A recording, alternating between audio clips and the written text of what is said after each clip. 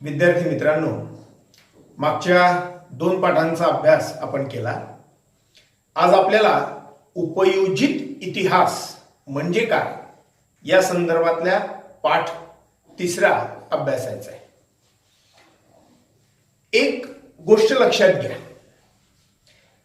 जेव्हा आपल्या आयुष्यामध्ये एखादी घटना घडते, एखादा प्रसंग घडतो, त्यातून आपण योग्य असा बोध घेतो आणि येणाऱ्या काळात ती घटना, तो प्रसंग जर आपल्या जीवनामध्ये उद्भवला तर त्याला कसं तोंड द्यावं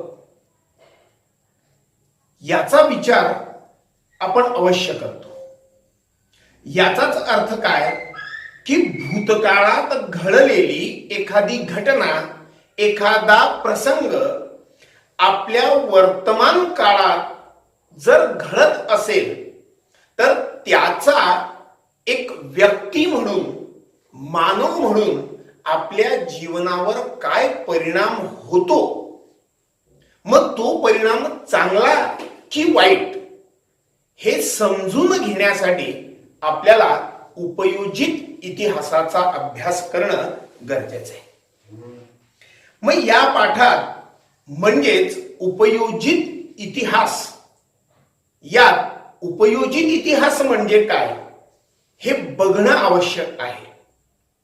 त्याच्यासोबत वेगवेगळ्या क्षेत्रांमध्ये जे संशोधन करावं लागतं ते का करावं लागतं याचाही अभ्यास आपल्याला करायचा आहे। पण तत्पूर्वी उपयोजित इतिहास म्हणजे काय हे समजून घ्या। वेगवेगळ्या क्षेत्रांमध्ये संशोधन होतं, त्या संशोधनाच्या अंती मानव वर्तमान काळात त्या गोष्टींचा उपयोग करतो। मग त्या गोष्टी कशा वर्तमान काळात वापराव्यात याच्या संदर्भातलं व्यवस्थापन सुद्धा तो करतो। मग हे जे 3 घटक आहेत, संशोधन करणं, त्याचा वर्तमान काळात उपयोग करणं आणि त्यासाठी असलेल्या गोष्टींचं व्यवस्थापन करून व्यवसायाच्या वेगवेगळ्या संधी शोधणं, या सर्व घटना जेव्हा आपण एका चौकटीमध्ये बसवतो तेव्हा त्याला आपण उपयोजित इतिहास असं म्हणू शकतो। उपयोजित इतिहास, पब्लिक हिस्ट्री, जनांसाठी इतिहास असं सुद्धा म्हटलं जातं। जनांसाठी इतिहास, समाजातला महत्वाचा घटक मानव आणि त्या मानवाच्या सर्व बाजूंशी संबंधित असलेला हा इतिहास उपयोजित इतिहास, जनांसाठी असलेला इतिहास। मग समाजाचा एक महत्वाचा घटक मानव, याच्या जीवनामध्ये वेगवेगळ्या घटना घडत असताना काय परिणाम होतो हे समजून घेणं म्हणजे उपयोजित इतिहासाचा अभ्यास करणं। लक्षात येतंय का तुमच्या की एखादी घटना, प्रसंग जाणून घ्यायचा, ज्ञान प्राप्त करून घ्यायचं आणि त्याचा उपयोग आपल्या वर्तमान आणि भविष्य काळाशी सुधारणेच्या बाबतीत जुळवून घ्यायचं।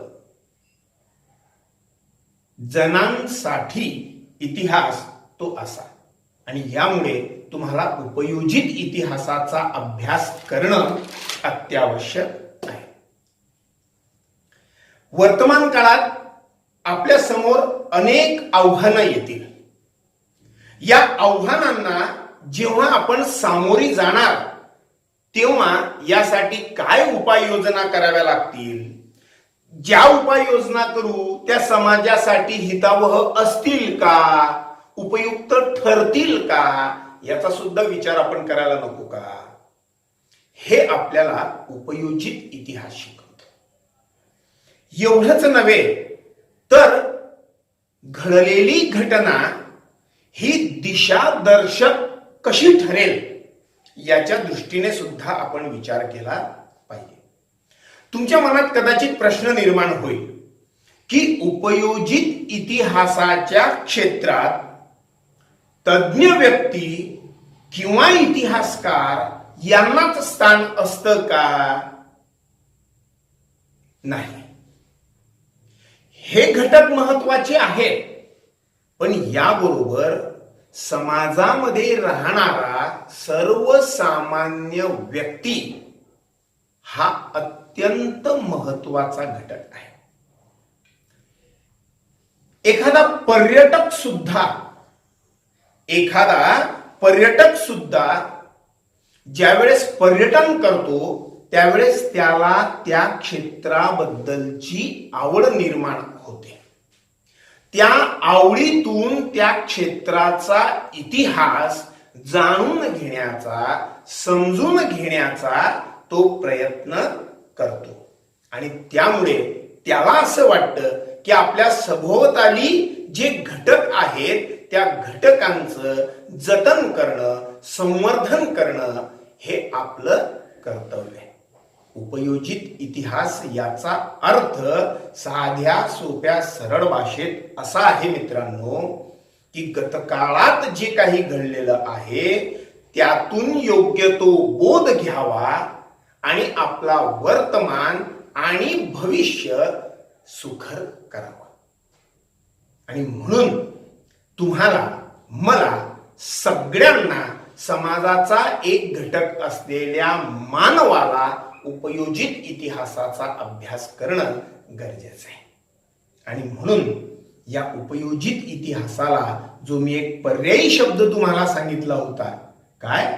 जनांसाठी इतिहास, पब्लिक हिस्ट्री, असं या उपयोजित इतिहासासाठी असलेलं एक पर्यायी स्वरूपाचं नाव आहे. अनेकांना असं वाटतं की इतिहास कोणी अभ्यासायचा, तर तो इतिहासकाराने अभ्यासायचा, तो प्रांत त्याचा.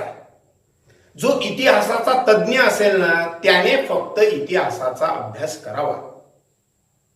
पण माझं ठाम मत आहे की विद्यार्थी हा घटक म्हणून सुद्धा इतिहासाचा अभ्यास करणं गरजेचं आहे. कारण तुमच्या दैनंदिन जीवनामध्ये इतिहासाचा उपयोग मोठ्या प्रमाणावर होतो. अनेकांना असं वाटतं की इतिहासाचा अभ्यास करून आपल्याला आर्थिक दृष्ट्या उत्पादक क्षेत्राशी काही संबंध येणार आहे का, असा विचार करून तुम्ही जर इतिहास शिकत असाल तर तो जनांसाठी इतिहास नसेल. म्हणून लक्षात घ्या की हे सगळे गैरसमज दूर करा की इतिहास फक्त इतिहास तज्ञाने अभ्यासायचा, इतिहासकाराने अभ्यासायचा, सर्वसामान्य लोकांना इतिहासाच्या अभ्यासाची गरज नाही. हे सगळे गैरसमज तुम्ही आपल्या डोक्यातून काढले पाहिजेत. आणि म्हणून या इतिहासाला आपण उपयोजित इतिहास, जनांसाठी इतिहास असं म्हणतो. आणि भारतामध्ये अशी एक संस्था आहे बरं का, बंगळुरू या ठिकाणी Srishti institute of art and Srishti institute of art design and technology ही एक संस्था आहे. आणि या संस्थेमध्ये सेंटर फॉर पब्लिक हिस्ट्री नावाचा एक विभाग आहे की जिथे इतिहासाच्या संदर्भातले प्रकल्प तयार केले जातात, वेगवेगळ्या घटकांवर संशोधन केलं जातं आणि ते संशोधन प्रसिद्ध केलं जातं. मग ह्या उपयोजित इतिहास आणि विविध घटकांमधलं संशोधन आपल्याला समजून घ्यायचं. अनेक घटकांमध्ये संशोधन आपल्याला करता येऊ शकतं. काही जण असं म्हणतात की राजकीय क्षेत्र असेल, सामाजिक क्षेत्र असेल, धार्मिक संघटन असेल, तत्वज्ञान असेल, विज्ञान तंत्रज्ञान असेल, ही सगळी क्षेत्र की ज्याच्यामध्ये आपल्याला संशोधन पद्धतीचा वापर करता येऊ शकतो. आणि त्याचाच अभ्यास मुळात आपल्याला आज करायचा आहे की तत्वज्ञानामध्ये संशोधन पद्धतीचा वापर कशा पद्धतीने करता येऊ शकतो. तत्वज्ञान म्हणजेच फिलॉसॉफी. आता एक विचार करा की जगामध्ये अनेक प्रकारच्या विचारसरणी आहेत आणि त्या अनेक प्रकारच्या विचारसरणींचा उगम कसा झाला, उदय कसा झाला, त्यामागची वैचारिक परंपरा कोणती होती, हा वैचारिक परंपरांचा इतिहास आपल्याला समजून घ्यायचा आहे आणि त्यासाठी तत्वज्ञानाचं उपयोजित इतिहासामध्ये अभ्यास करणं गरजेचं आहे. आणि त्या तत्वज्ञानाच्या मांडणीसाठी जी भाषा आपण वापरलेली आहे त्या भाषेचा सुद्धा अत्यंत महत्वाचा असा वाटा असतो. म्हणून ती भाषा आणि त्या भाषेचा इतिहास समजून घेणं सुद्धा गरजेचं आहे. दुसरं क्षेत्र आहे संशोधनाचं, ते म्हणजे विज्ञान, सायन्स. आणि ह्याच विज्ञानावर आधारित असलेलं तिसरं क्षेत्र आहे तंत्रज्ञान म्हणजे टेक्नॉलॉजी. दोघही एकमेकांशी जोडली जाणारी ही क्षेत्र आहे. म्हणून याचा सामायिकपणे एक वापर केला जातो, विज्ञान आणि तंत्रज्ञान.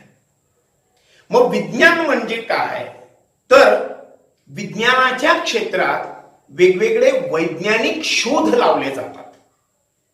मग हे जे वैज्ञानिक शोध लावले जातात किंवा वेगवेगळ्या प्रकारचे सिद्धांत मांडले जातात, त्या शोधांचा, सिद्धांतांचा कालक्रम कसा आहे, तो शोध का लावला गेला, त्याच्या मागची कारणं समजून घेणं म्हणजे विज्ञानाचा अभ्यास करणं. एक साधंसं उदाहरण सांगू का. पूर्वी मनुष्यबळाचा आणि पशुबळाचा वापर केला जायचा, बरोबर.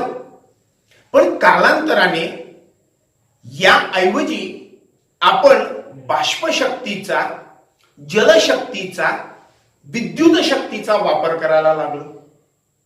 म्हणजेच वेगवेगळ्या प्रकारचे शोध आपण लावत गेलो. हे शोध लावण्यामागची कारणं आपण समजून घेतली पाहिजे. आणि कधीही लक्षात घ्या की गरज ही शोधाची जननी आहे.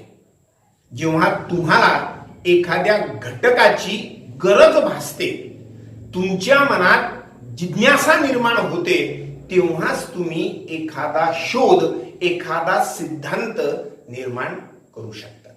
आणि म्हणून आपल्याला या उपयोजित इतिहासामध्ये विज्ञानाचा अभ्यास अशा पद्धतीने करणं गरजेचं आहे. तिसरा घटक आहे तंत्रज्ञानाचा, ज्याला आपण टेक्नॉलॉजी असं सुद्धा म्हणत असतो.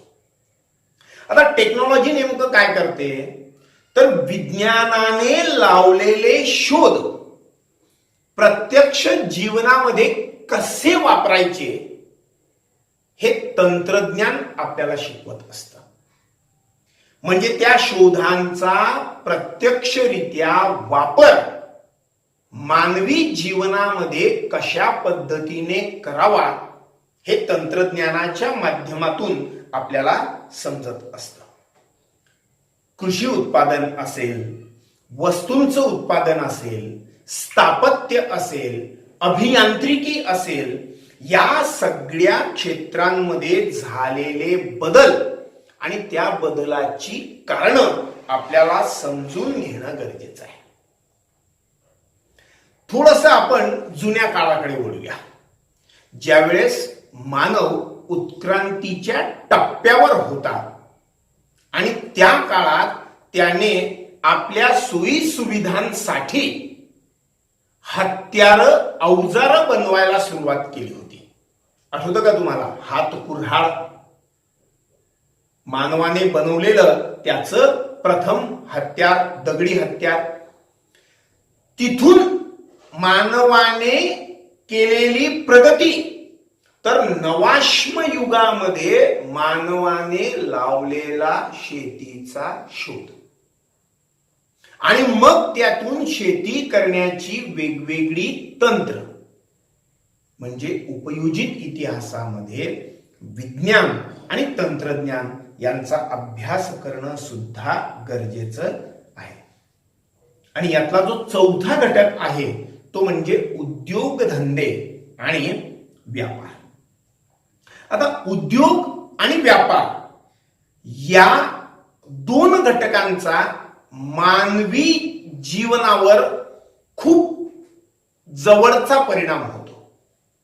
हे दोघही परस्परांना सहसंबंध दर्शवणारे घटक आहेत. का? कारण उद्योग व्यापाराच्या माध्यमातून मोठ्या प्रमाणावर जरी वस्तूंची देवाणघेवाण होत असली तरी त्याबरोबर सांस्कृतिक देवाणघेवाण मोठ्या प्रमाणावर होत असते, आणि त्यामुळे त्याचा अभ्यास आपल्याला करणं आवश्यक आहे. मग उद्योग आणि व्यापाराचं व्यवस्थापन काय? त्या व्यवस्थापनाचा इतिहास समजून घेणं आपल्यासाठी गरजेचं आहे. मग नेमकं काय समजून घ्यावं? समजा बाजार पूर्वी कसा असायचा? वस्तू विनिमय पद्धतीचा असायचा. तुमच्याकडे असलेला एखादा घटक तुम्ही दुसऱ्याला द्यायचे आणि दुसऱ्याकडचा एखादा मुबलक प्रमाणातला घटक तुम्ही स्वतःसाठी वापरायचे. पण कालांतराने व्यापार बदलला, व्यापाराच्या पद्धती बदलला, बाजारपेठा निर्माण झाल्या. मग बाजारपेठा आणि व्यापार जसा जसा बदलत गेला तसं तसं मानवी नात्याचा स्वरूप सुद्धा बदलत गेला. मग हा प्रवास आपल्याला समजून घेणं गरजेचं आहे. मग याच्यातून सांस्कृतिक जडणघडण, सामाजिक रचना, आर्थिक व्यवस्था इत्यादी घटकांचा सुद्धा आपण इतिहासामध्ये अभ्यास करू शकतो. व्यवस्थापन शास्त्रामध्ये इतिहास संशोधन पद्धती कशी उपयुक्त ठरू शकते हे आपल्याला बघणं तेवढंच आवश्यक आहे. भूतकाळात व्यवस्थापन शास्त्र कसं होतं आणि वर्तमान काळातलं व्यवस्थापन शास्त्र कसं असेल याचा मेळ जर का आपल्याला घालायचा असेल तर व्यवस्थापन शास्त्राच्या मध्ये इतिहास संशोधन पद्धतीचा आपण उपयोग करू शकतो. म्हणजेच काय की पूर्वी उत्पादनाची संसाधने कशी होती, मनुष्यबळ कसं होतं, उत्पादनाच्या विविध प्रक्रिया कशा होत्या, उपलब्ध असलेल्या बाजारपेठा आणि विक्रीच्या पद्धती कशा होत्या हे समजून घेणं तेवढंच गरजेचं आहे.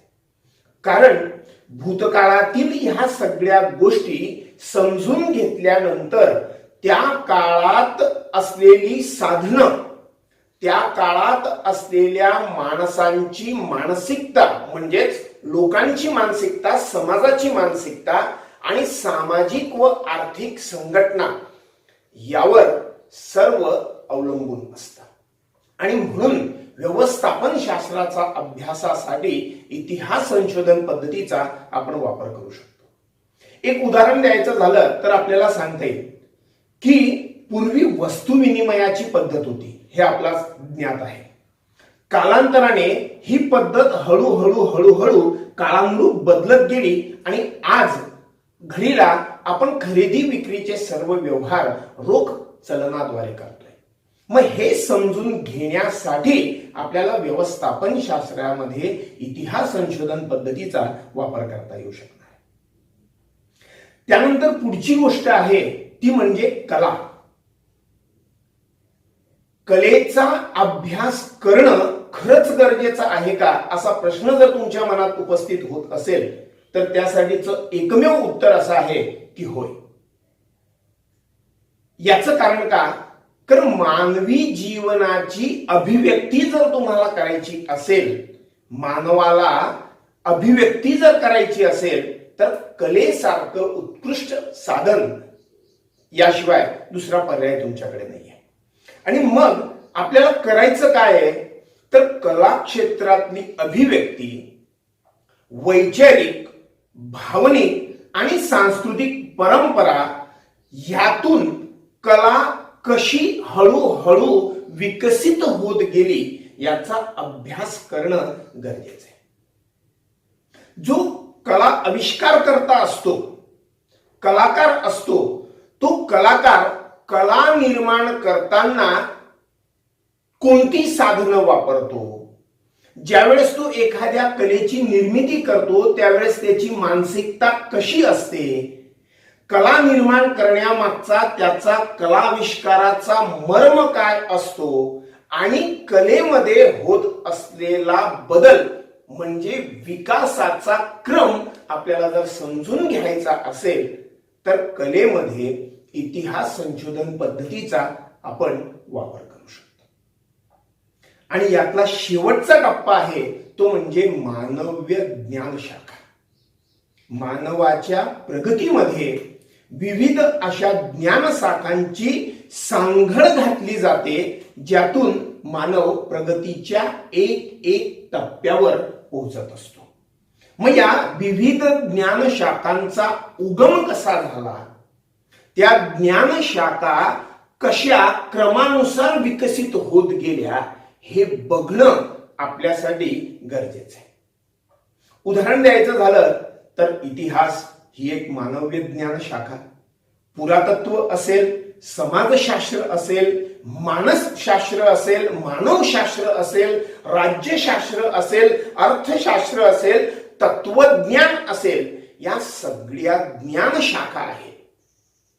आणि मग या ज्ञान शाखांमध्ये आपली प्रगती कशी होत गेली हे बघायचं असेल तर तुम्हाला इतिहास संशोधन पद्धतीचा वापर त्यासाठी करावा लागेल. असं म्हटलं जातं की तत्वज्ञान ही सर्व ज्ञान शाखांची जननी आहे आणि त्यामुळेच वैश्विक परंपरा आणि मानवाचं अस्तित्व यांचा सहसंबंध समजून घ्यायचा असेल तर आपल्याला मानव्य ज्ञान शाखांमध्ये इतिहास संशोधन पद्धतीचा वापर आवश्यक आहे. म्हणजे काय, मानवाची उत्पत्ती कशी झाली इथपासून ते निसर्गाचं चक्र कसं चालतं इथपर्यंत, त्या जोडीला मानवाच्या जीवनातील विविध मिथके याचा अर्थ काय की काही काल्पनिक गोष्टी असतात ज्या मानव निर्मित असतात आणि त्या मानवाशी जोडल्या गेलेल्या असतात. तर ही अशी मिथके देवदेवतांच्या संदर्भातल्या कल्पना असतील आणि त्या देवदेवतांना प्रसन्न करण्यासाठी केल्या जाणाऱ्या होम हवन सारख्या विधी असतील, काही धार्मिक विधी असतील, या संदर्भातील तात्विक विवेचन आणि त्या तात्विक विवेचनाचा विकास जर तुम्हाला समजून घ्यायचा असेल तर मानव्य ज्ञान शाखांमध्ये इतिहास संशोधन पद्धतीचा आपण वापर करू शकतो. लक्षात आलं असेल.